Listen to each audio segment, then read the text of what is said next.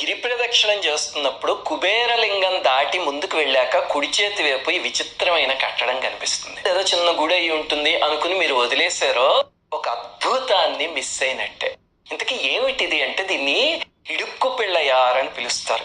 మన పెద్దలు ఏం చెప్పారంటే అందులోకి దూరితే కనుక మళ్ళీ గర్భావాస నరకం ఉండదు ఆ జీవితానికి అని చెప్పారు. దాన్నే తెలుగు వాళ్ళు అంగప్రవేశ ఆలయం అని పిలుస్తూ ఉంటారు. అసలు ఇడుక్కు పిళ్ళయార్ అనగానే, పిళ్ళయార్ అంటే గణపతి తెలుసు కదా, తమిళియన్స్ అలా అంటారు.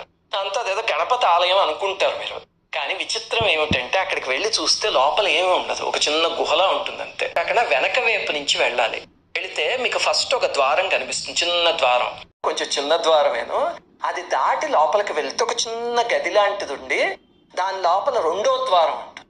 అది కూడా దాటితే అక్కడ పాదాలుండి అక్కడ సన్నటి మూడో ద్వారం ఉంటుంది. అందులోంచి మనం బయటికి రావాలన్నమాట. అంటే